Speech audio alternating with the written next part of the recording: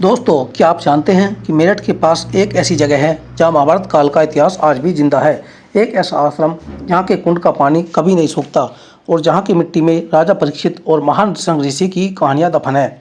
आज मैं आपको लेकर आया हूं उत्तर प्रदेश के परीक्षितगढ़ के पास स्थित बड़ला गांव में, जहां स्थित है प्राचीन संग ऋषि आश्रम। कहते हैं इसी जगह पर एक ऐसी घटना हुई थी जिसने कलयुग के आगमन का रास्ता साफ कर दिया था। चलिए इस रहस्यमयी सफर को शुरू करते हैं। आश्रम का सबसे पहले हम बात करेंगे आश्रम के इतिहास और महत्व के बारे में। यह आश्रम महान संग ऋषि की तपोस्थली है। पौराणिक कथाओं के अनुसार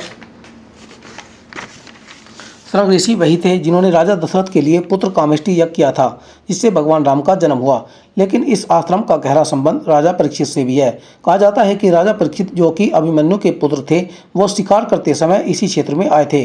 उन्हें बहुत प्यास लगी थी और वो संग ऋषि के पिता, जो समीक ऋषि थे, उनके आश्रम में पहुंचे।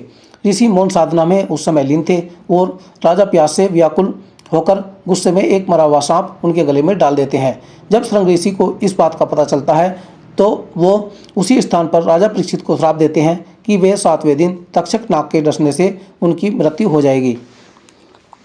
अब बात करते हैं आश्रम के भ्रमण और मुख्य मंदिर के बारे में। जैसे ही आप आश्रम के अंदर कदम रखते हैं तो आपको एक असीम शांति महसूस होती है।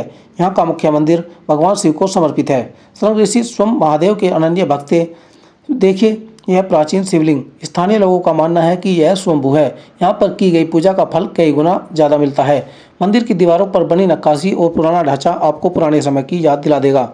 इस आश्रम की सबसे खास बात यह है कि यहाँ का प्राचीन कुंड इस आश्रम की जो सबसे खास बात है वो यहाँ के प्राचीन कुंड को माना जाता है। इस कुंड का पानी कभी कम नहीं होता, चाहे कितनी भी गर्मी क्यों ना पड़े।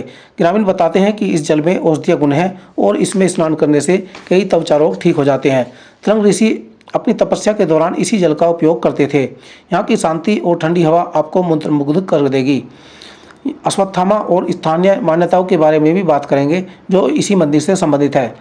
अब बात करते हैं उस रहस्य की जो इस जगह को वायरल बनाता है। परीक्षितगढ़ और बड़ला के आसपास के बुजुर्गों का कहना है कि आज भी यहाँ कभी कभी रात के समय किसी के चलने की आहट सुनाई देती है। कुछ लोग अश्वत्थामा से जोड़कर देखते हैं, क्योंकि अश्वत्थामा को अमरता का श्राप मिला था और यह पूरा क्षेत्र महाभारत की घटनाओं का केंद्र रहा है। हालांकि इस बात की अभी तक कोई भी पुष्टि नहीं हुई है, लेकिन यहाँ के वातावरण में एक अलग ही ऊर्जा महसूस होती है, जिसे शब्दों में बयान करना मुश्किल है। अब हम बात करते हैं कि आप इस मंदिर में कैसे पहुँचें और कब आपको आना चाहिए।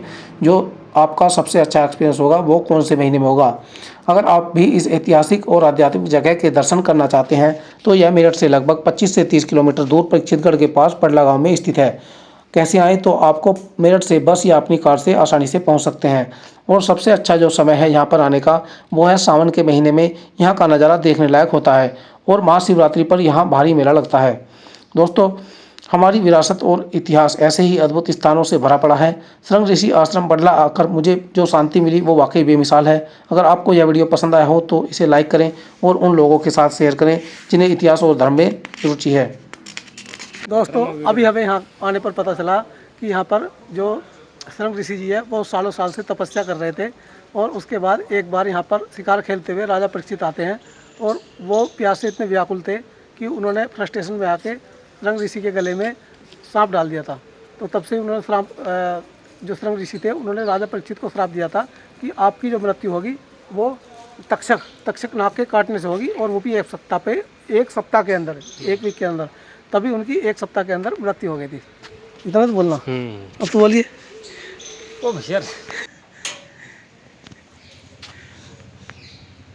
श्रीदेव महाराज जी तो वही मंदिर है, तो वैसे बना रखा दिखता है। बीच वाला ही मंदिर है मैन जो।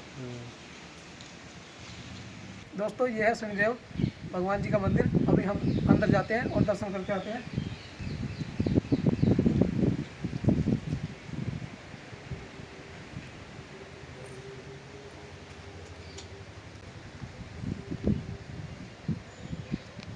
हमारे साथी हैं जो मेरे साथ आए थे संग ऋषि आश्रम घुमाने के लिए, जो बड़ला के अंदर है, किला परीक्षितगढ़ के अंदर है, और ये मेरठ से 25 से 30 किलोमीटर दूर है। तो ये बताएंगे यहाँ के किस्से कहानी के बारे में, ये कैसे कैसे हुआ था, बताओ।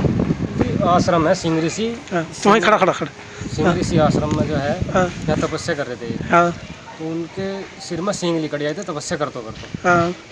उसके बाद काफ़ी समय बाद जो है राजा परीक्षित शिकार खेलने के लिए यहाँ आए हाँ और उन्होंने उनसे ये पूछा कि मुझे पानी पीना है, यहाँ सरोवर कहाँ है। हाँ तो शिवलिंग थे बता नहीं पाए, तो उन्होंने गुस्से में आकर उनके गले में पास में पड़ा हुआ मरा हुआ सांप गले में डाल दिया था।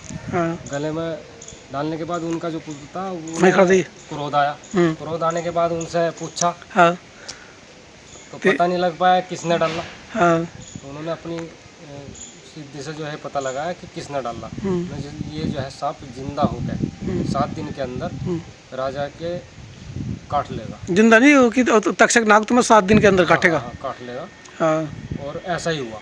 ऐसा ही हुआ, 1 सप्ताह के अंदर उनकी मृत्यु हो गई। डस लिया राजा को, उसकी मृत्यु होगी। फिर उसके बाद जो है जन्मेजय नाग यज्ञ किया गया था। जन्मेजय ने किया था, जितने भी सांप थे नाग थे वे सारे हवन के अग्नि में खींच के नष्ट हो गए। दोस्तों यहाँ पर भगवान शिव जी का भी मंदिर है और अभी हम चलते हैं अंदर की तरफ और दर्शन करके आते हैं भगवान शिव जी के।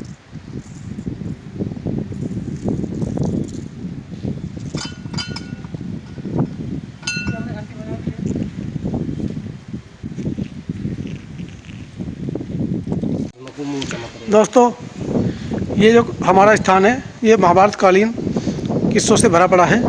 इस तरह ऋषि के आश्रम में हम आए थे और आप देख सकते हैं ये यहाँ पर गुफा बनी हुई है। ये बाद में इसका पक्का करा दिया था, पहले ही कच्ची थी। इसमें थोड़ा अंदर की तरफ आप जाएंगे तो मैं जूम करके दिखाता हूँ। ये जो जगह है तो ये गुफा है, बहुत दूर जाकर निकलती है यहाँ से।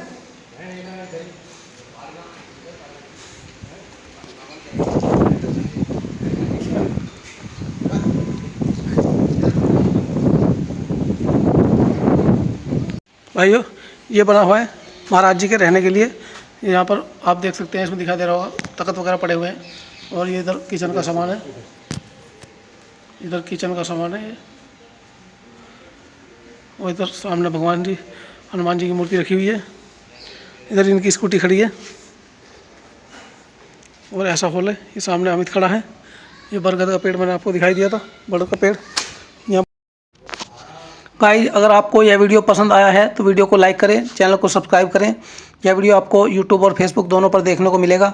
जल्दी मिलते हैं आपसे एक और नई वीडियो में, तब तक के लिए धन्यवाद।